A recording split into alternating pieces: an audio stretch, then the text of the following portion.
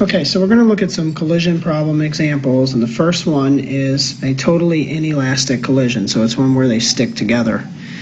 We have a 98 kilogram fullback running along at 8.6 meters per second when a 76 kilogram defensive back running in the same direction at 9.8 meters per second jumps on his back. What's the post-collision speed of the two players after the collision? All right, so the first thing, as always, we're going to write everything down and make a sketch. So we have mass 1 is 98 kilograms, and velocity 1 is 8.6 meters per second. Mass 2 is 76 kilograms. Velocity 2 is 9.8 meters per second, and since he jumps on his back, they're moving in the same direction. So if we picture the situation with like a simple sketch, we have 98 kilograms moving at 8.6 meters per second, and the other person is moving in the same direction faster, so at 9.8 meters per second and 76 kilograms. And after the collision, they move as a unit at some speed, which we want to know. This is the 76 and this is the 98, just a basic sketch. Okay, so what we have to remember is that total momentum before equals total momentum after in any collision, and we also need to remember that momentum is mass times velocity. So I'm going to set up P initial and P final. I have object 1, I have object 2, and I have the total. So I make myself a chart. Okay, now for the first object, it's 98 kilograms times 8.6 meters per second.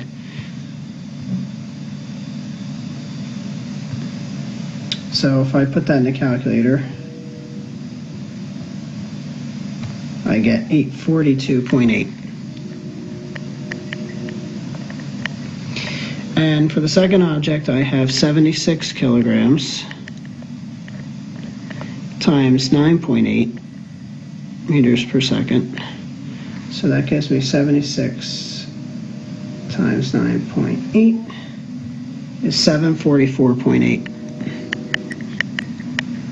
So to get the total momentum, I'm going to add the two of these together. So this plus 842.8 gives me a total of 1587.6. And the units up here are going to be kilogram meters per second. Same thing here, kilogram meters per second for the momentum. Okay, now after the collision, I know the total momentum has to be the same, so we have 1587.6. This is equal. Now, each person is moving at the same speed because they're stuck together. One's on the other person's back. So we have the 98 kilogram person moving at some unknown speed v, and we have the 76 kilogram person moving at the same unknown speed v. So if we look at this right-hand column, what we have is 98v plus 76v equals 1587.6, because this gave me 98v and this gave me 76v. Okay, so 98 plus 76 is 174v equals 1587.6. I'm going to divide both sides by 174, and I get V is equal to, let's see, 1587.6 divided by 174 is 9.12 meters per second. So that's the answer. Now, I'll also go over in this first example how we check our work. So we can do a third column, we call it change in momentum, delta P. So what we want to do is we want to look at the final momentum minus the initial momentum. The final momentum of the 98 kilogram person is 98 times V, and V is 9.12. So that number, 98 times 9.12, is 893.76. I'm going to write it in the box over here. And the 76V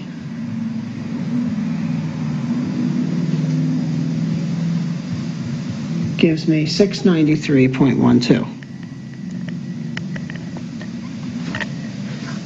Now, I can subtract the final minus the initial momentum to get the change in momentum. So 893.6 minus 842.8 is 50.8 for this one.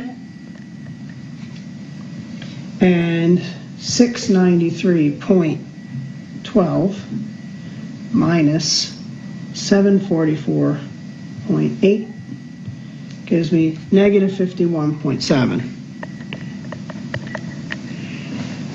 So my change of momentum is almost zero. It's approximately zero.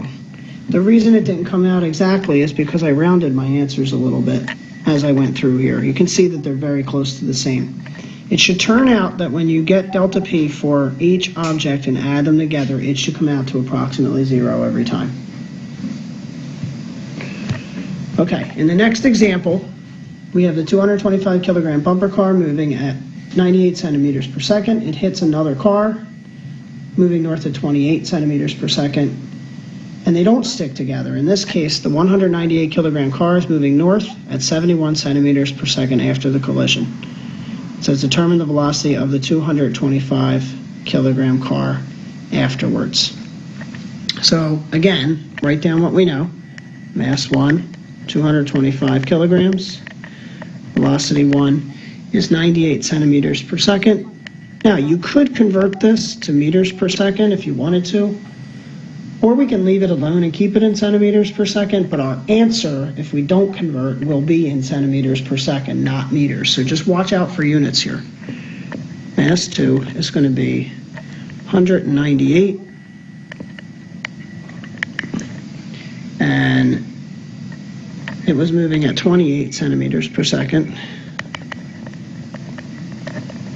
And then afterwards, it says the 198 kilogram car is moving north at 71 centimeters per second after the collision. We called object 2 the 198. So that means we know the velocity of the second object after the collision is 71 centimeters per second. And since it's north, it's also positive. I want to know the velocity of the first object after the collision. Remember, when we use this, looks like an apostrophe symbol here, the prime symbol, it's for after the collision. Okay, so a sketch of this, if we had the two cars, the 225 kilogram car rear ends the other one is basically what's going on here. So we have 225 moving at 98 centimeters per second. We have the other car, which is 198 kilograms. It's moving at 28 centimeters per second. After the collision, it says that the 198 kilogram car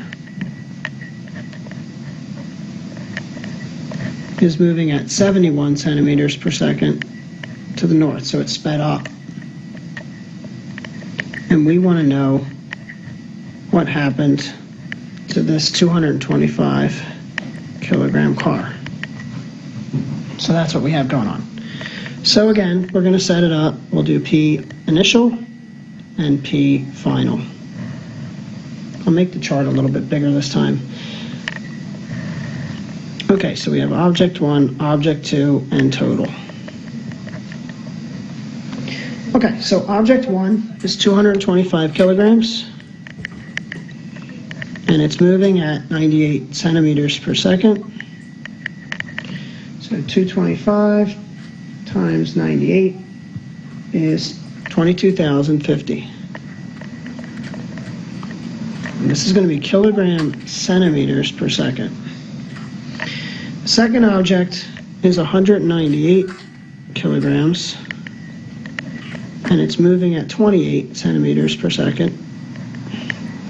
So if we multiply those,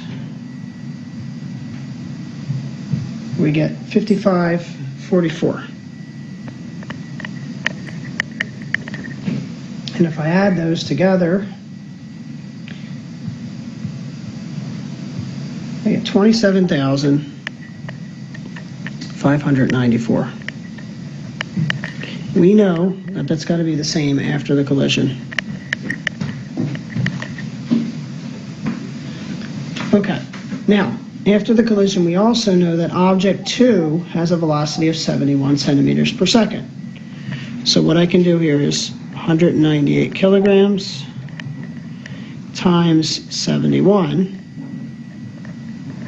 and that's going to give me object 2's momentum after the collision, 14,058.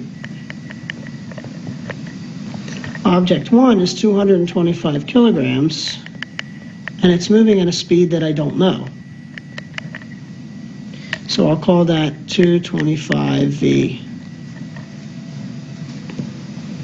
I know that when I add up 225v plus 14,058 has to be equal to that total, 27,594.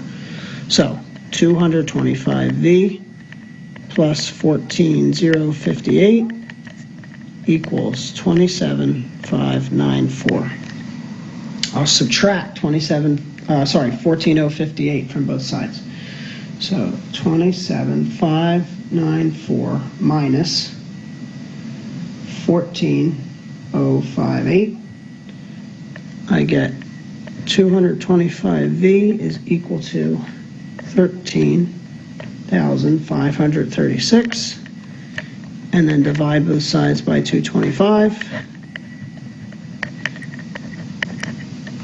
I get, let's see, 60.16. And remember, the units we were using for the velocity here are centimeters per second.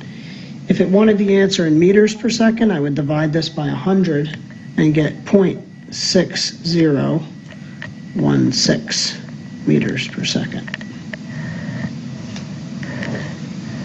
Notice that the answer is positive, so it's to the north, just like in the beginning of the problem.